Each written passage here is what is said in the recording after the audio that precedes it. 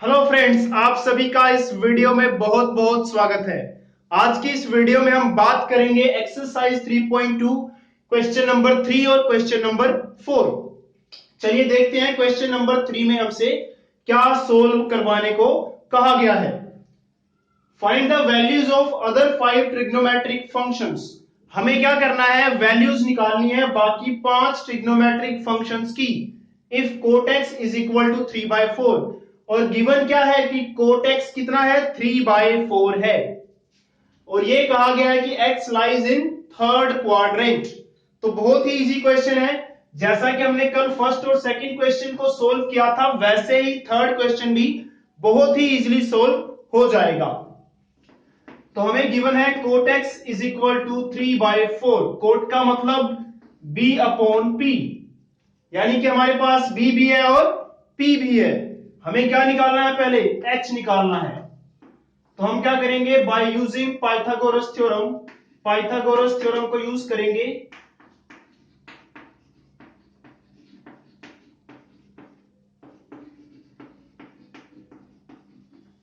According to Pythagoras theorem h² is equal to p² plus b²। Values put करते हैं। p की value कितनी है, 4।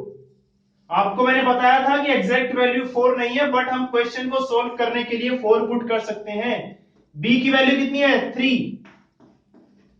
ये रेशोज गिवन है तो साथ में वैसे x लगाना होता है, बट यहां पे x लगाने की जरूरत नहीं है क्योंकि आपका आंसर बिना x के भी सही आता है।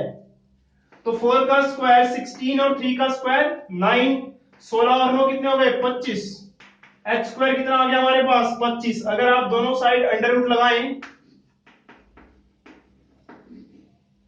तो h की वैल्यू आ जाएगी 5। प्लस या माइनस 5 दोनों आएगी, लेकिन मैंने सिर्फ यहां पे क्या लिखा है, 5 लिखा है।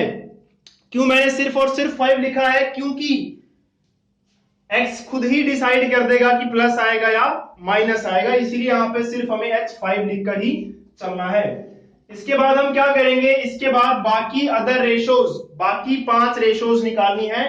हमारे पास कोट x एक रेशो गिवन है, टोटल 6 रेशो होती है, आपको पता है ना, sine cos ten cosecant secant ये सब मिलाकर।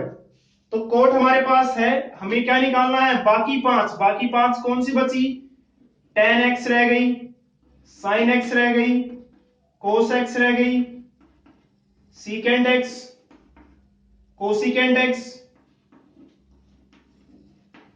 तो ये 5 रेशोज हमें निकालनी है। ये 5 रेशोज फटाफट से हम निकाल लेते हैं, कोई भी प्रॉब्लम नहीं आएगी इस क्वेश्चन को करने के लिए। tan होता है हमारा p/b, sin होता है p/h, cos होता है b/h, secant होता है हमारा h/b और कोसिकेंट होता है h/p। मैं ये मान के चल रहा हूं कि आपको इन सब की वैल्यूज पता है कि tan x is equal to p/b होती है। अगर फिर भी आपको नहीं पता तो आप कमेंट बॉक्स में हमसे कोई भी डाउट पूछ सकते हैं, हम आपको फटाफट रिप्लाई करेंगे। तो tan x हमारा p/b, p की वैल्यू कितनी है भाई, 4 है, तो 4 वैल्यू पुट कर दी जाएगी, ये लगा दिया 4 अपॉन b। b की वैल्यू कितनी है हमारी, 3। अब हम निकालेंगे sin x जो कि है p/h। p की वैल्यू कितनी है, 4, तो यहां पुट कर दी जाएगी 4। h हमारे पास कितना है, 5। cos हमारा है b/h, b की वैल्यू कितनी है, 3, तो b की वैल्यू यहां 3 लगा दी जाएगी। h हमारा कितना है, 5। h/b, h की वैल्यू हमारे पास है 5 और b की वैल्यू कितनी है हमारी, 3।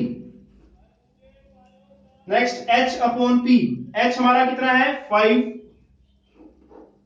और p हमारा कितना है, 4। तो इस तरह से मैंने क्या किया, सारी की सारी वैल्यूज को निकाल लिया। tan x की वैल्यू 4/3 आ चुकी है, sin x की वैल्यू 4/5, cos की 3/5, secant की 5/3 और cosecant की 5/4 वैल्यू आ चुकी है। अब हमें देखना है कि x जो है वो थर्ड क्वाड्रेंट में है, इसको किस तरह से यूज करना है, और साइन प्लस आएगा या माइनस वो बताएगा कौन, x कौन से क्वाड्रेंट में, इससे पता लगेगा।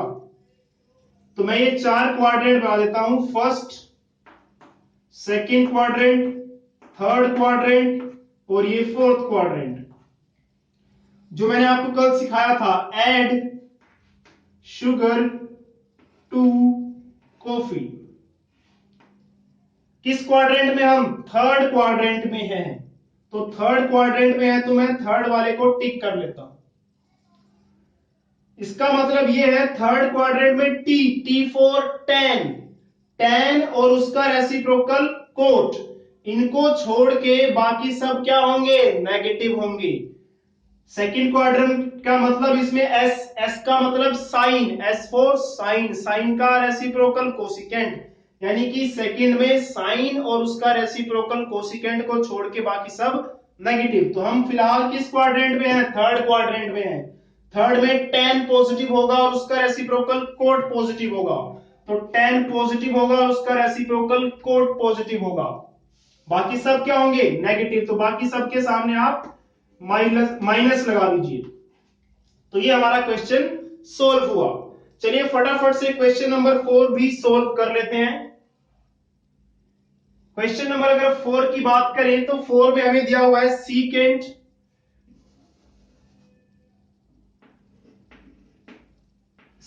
एक्स गिवन है 13/5 और थर्ड की जगह एक्स जो है लाई कर रहा है वो फोर्थ क्वाड्रेंट में है। तो चलिए फटाफट से इसको भी सोल्व करते हैं, बहुत ही इजीली।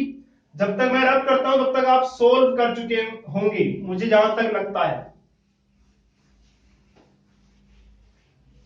और अगर आप सोल्व नहीं कर पा रहे तो कोई बात नहीं, हम आपको सोल्व करवाते हैं फटाफट से। तो हमारे पास सीकेंट है, सीकेंट एक्स 13/5, सीकेंट होता है हमारा h/b।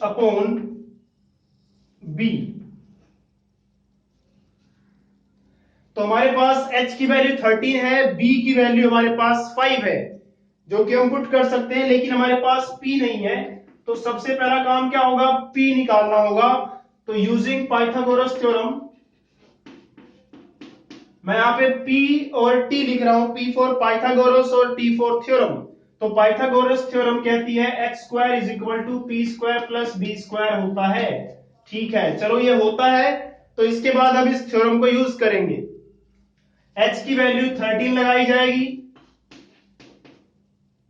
13 का स्क्वायर, p कितना है हमारे पास नहीं पता हमें, b कितना हमारे पास 5 का स्क्वायर, 13 का स्क्वायर कितना होगा 169, p², 5 का स्क्वायर 25।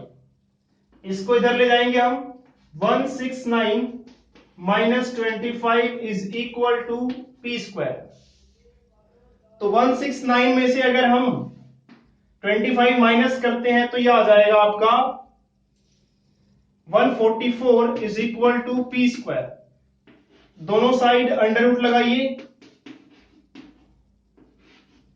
तो इधर स्क्वायर अंडर रूट कैंसिल हो जाएगा और 144 का जो रूट होता है वो कितना होगा 12। मैं यहां इसके साथ प्लस माइनस नहीं लिख रहा हूं, मैं सिर्फ और सिर्फ 12 लिख रहा हूं। वैसे जब भी हम रूट लेते हैं तो साथ में प्लस और माइनस भी आता है। फिलहाल हमें जरूरत नहीं है क्योंकि हमारा जो x है वो खुद ही डिसाइड करेगा, प्लस आएगा साथ में या माइनस आएगा।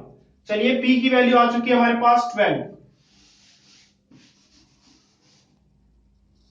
तो हमें क्या करना है? हमें बाकी बची हुई रेशियोज को फाइंड आउट करना है। तो बची हुई रेशियोज कौन कौन सी है? सीकेंट है हमारे पास, साइन x नहीं है, कोट x नहीं है, टेन x नहीं है, कोसिकेंट x नहीं है। तो जो 5 रेशियोज बची है बाकी उनको लिख लेते हैं पहले हम, और कोस भी नहीं है हमारे पास।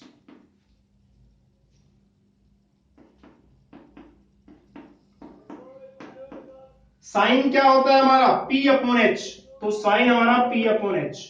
कोट होता है b/p, टेन होता है p/b, कोसिकेंट होता है h/p और कोस होता है b/h।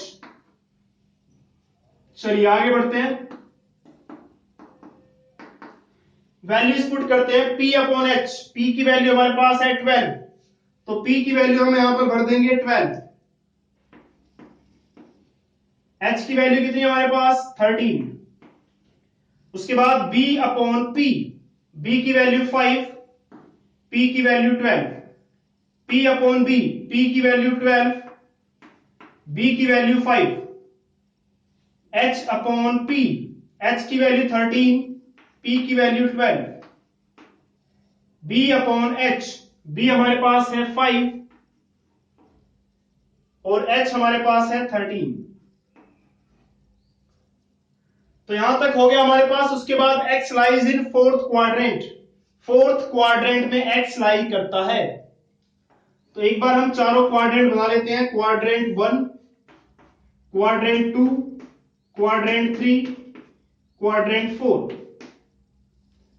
x किस क्वाड्रेंट में है? फोर्थ क्वाड्रेंट में है, तो टिक कर लिया मैंने फोर्थ क्वाड्रेंट में। उसके बाद क्या किया जाएगा? ऐड शुगर टू कॉफी किया जाएगा। ऐड शुगर, टी से टी, सी से कॉफी। तो फोर्थ क्वाड्रेंट में है हम, फोर्थ का मतलब इसकी बात हो रही है। यहां पे क्या है? सी, सी का मतलब कोस, और कोस का रेसिप्रोकल क्या होता है? सीकेंट। तो फोर्थ क्वाड्रेंट में कोस और सीकेंट दोनों पॉजिटिव होंगे, बाकी सब नेगेटिव होंगे। तो सीकेंट और कोस को पॉजिटिव लगा दो, बाकी सब के सामने क्या लगा देंगे? माइनस लगा देंगे। तो बाकी सब क्या हो जाएंगे? माइनस के हो जाएंगे। तो इस तरह से हमारा क्वेश्चन नंबर 4 भी कंप्लीट हुआ। तो आई होप आपको क्वेश्चन नंबर 3 और 4 दोनों ही समझ में आ गए होंगे। और अगर समझ नहीं आए तो एक बार क्वेश्चन 1 और 2 को जरूर देखिए, क्योंकि उसमें मैंने सब कुछ डिटेल में एक्सप्लेन किया है। अगर आप क्वेश्चन 1 और 2 को समझने के बाद 3 और 4 क्वेश्चन को अटेम्प्ट करते हैं, तब आपको थर्ड और फोर्थ बिल्कुल भी मुश्किल नहीं लगेगा। तो दोबारा फिर आपसे मुलाकात होगी, तब तक के लिए दोस्तों जय हिंद।